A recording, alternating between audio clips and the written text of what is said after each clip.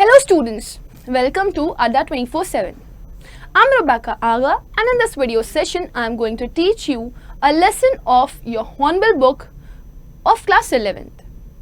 So the name of this lesson is The Voice of Rain. This is a poem written by Walt Whitman where we will learn the explanation of the whole poem and we will learn all the hard words which will come in between and we will learn all the poetic devices of this poem. Okay, so first of all let us discuss the title of the poem. The Voice of Rain.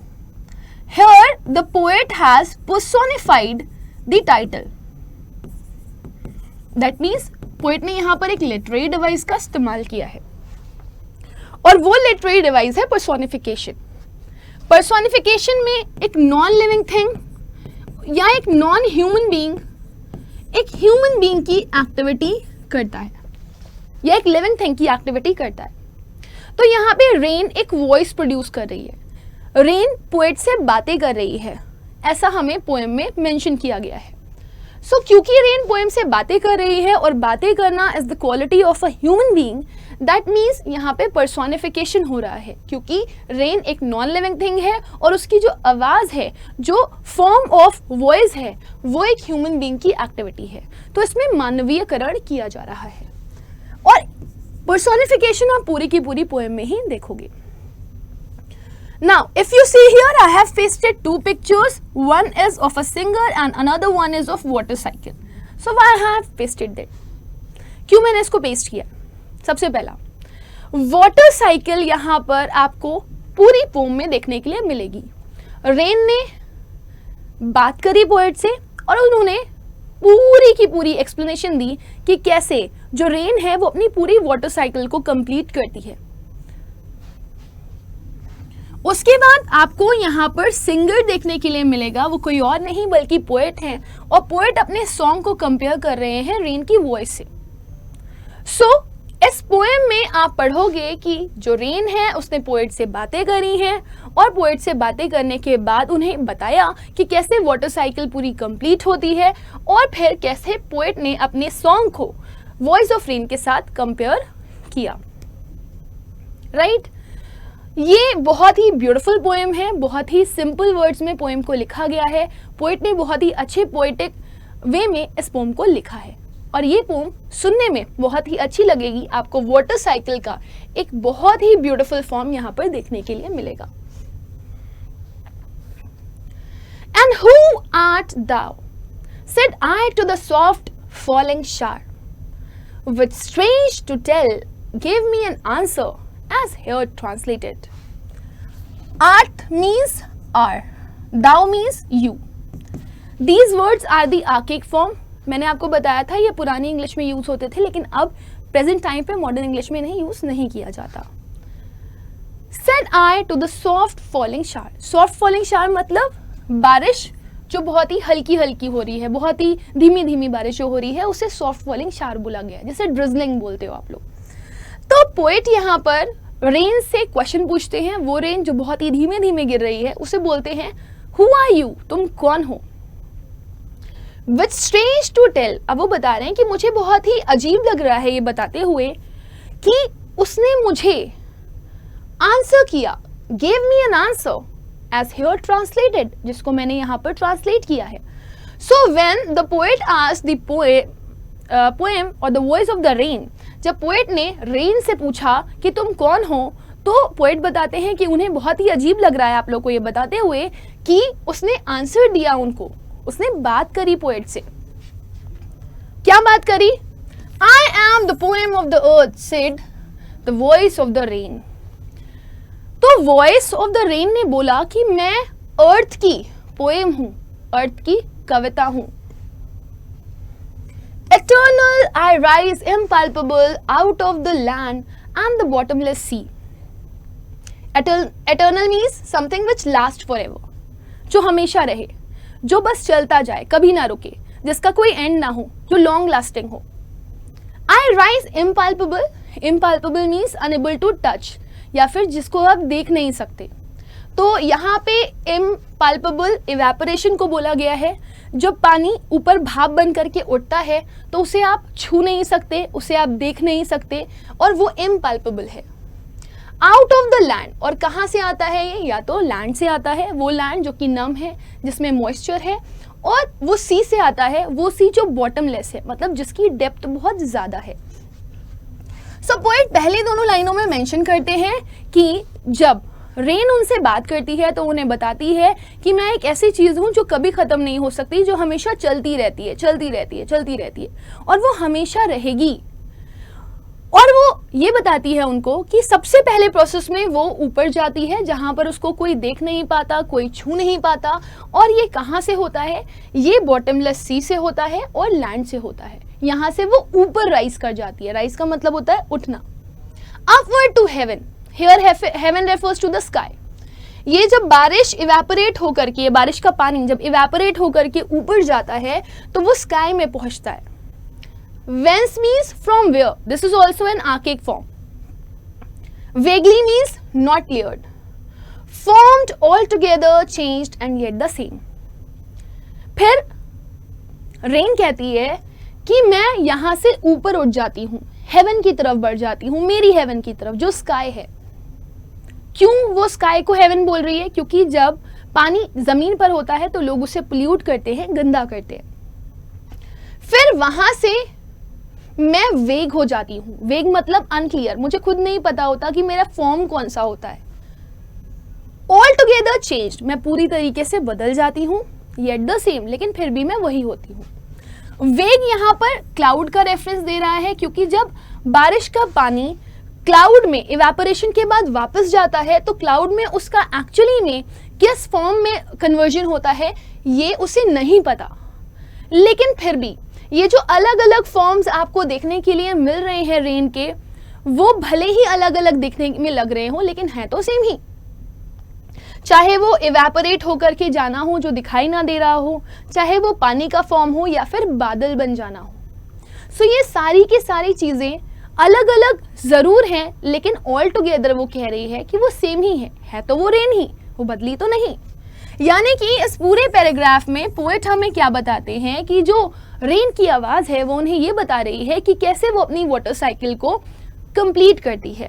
पहले वो bottomless सी से और land से ऊपर जाती है evaporate होकर के, और जब वो इवेपोरेट होती है, जब इवेपोरेशन होता है तब वो दिखाई नहीं देती है, और जब वो ऊपर जाती है तो ऊपर जाकर के वो क्या बन जाती है? बादल, जिसमें उसका फॉर्म क्लियर नहीं होता। लेकिन हर कंडीशन पे वो अपने आप को बता रही है कि वो है तो रेन ही, चाहे आप उसे कुछ भी समझ लो। आई डेसेंड, डेसेंड का मतलब है फॉल डाउन, बारिश नीचे गिरती है। टू लेव, लेव का मतलब होता है वॉश कर देना, बेद कर देना, बहा देना। द ड्रॉट, ड्रॉट का मतलब है सूखी जगह। एटमीज, एटमीज आर द टाइनीएस्ट पार्टिकल, जो भी छोटे छोटे छोटे छोटे से पार्टिकल्स हैं। डस्ट लेयर्स, जितनी भी धूल मिट्टी है। ग्लोब की, ग्लोब रेफर्स टू दी अर्थ। तो फिर रेन कहती है कि मैं नीचे आती हूँ और मैं नीचे आकर के जितना भी ड्रॉट है, यानी कि जहाँ पे भी सूखा पड़ा हुआ है, मैं वहाँ पर जाकर के सूखा ख़त्म कर देती हूँ। जो भी छोटे छोटे से पार्टिकल हैं, हर चीज़ के जो भी टाइनीस्ट पार्टिकल्स हैं उन्हें मैं वॉश अवे कर देती हूँ। जितनी भी डस्ट लेयर्स हैं ग्लोब के, उनको भी मैं धुल देती हूँ, बहा देती हूँ जब मैं नीचे आती हूँ तो।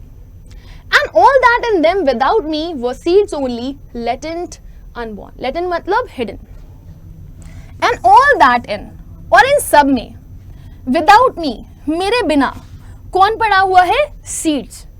Seeds without me क्यों बोला गया है? क्योंकि वो जमीन के अंदर हैं, वो डायरेक्टली कांटेक्ट में नहीं आ सकते रेन के। लेकिन फिर भी बारिश होने के बाद ये जो छुपे हुए, ये जो अनबॉर्न सीड्स हैं, जो अभी पैदा नहीं हुए हैं, वो उनको भी उगा देती है। जो सीड्स होते हैं उनको किस चीज़ का वेट होता है उगने के लिए? बारिश का, पानी का। तो जैसे ही उन पे पानी पड़ता है वो ग्रो करने लगते हैं, बढ़ने लगते हैं, बॉर्न होने लगते हैं। सो इस पूरे पैराग्राफ में पोएट को जो रेन की वॉइस है वो ये कह रही है कि जब मैं बादल बन जाती हूँ तो बादल बनने के बाद मैं नीचे आती हूँ और नीचे की सारी गंदगी को धुल देती हूँ। गंदगी को धुलने के अलावा मैं जहाँ पे सूखा पड़ता है वहाँ पे नमी ले आती हूँ। जो सीड्स अनबॉर्न होते हैं उनको बॉर्न करवा देती हूँ। And forever by day and night I give back life to my own origin. और इस तरीके से हमेशा सुबह शाम मैं अपने ही ओरिजिन को जिंदगी देती हूँ। तो यहाँ पर रेन का ओरिजिन क्या है? दीज ओशियंस, दीज लैंड्स, ये वो जगहें हैं जहाँ से रेन इवेपोरेट होकर के क्लाउड बनती है और फिर वापस रेन में कन्वर्ट होती है। सो डे बाय डे ये वाटर साइकिल चल रहा है। यहाँ पर जो रेन है वो क्या बताने की कोशिश कर रही है? वो बता रही है कि इस तरीके से जो मेरी वाटर साइकिल है वो कंप्लीट होती है।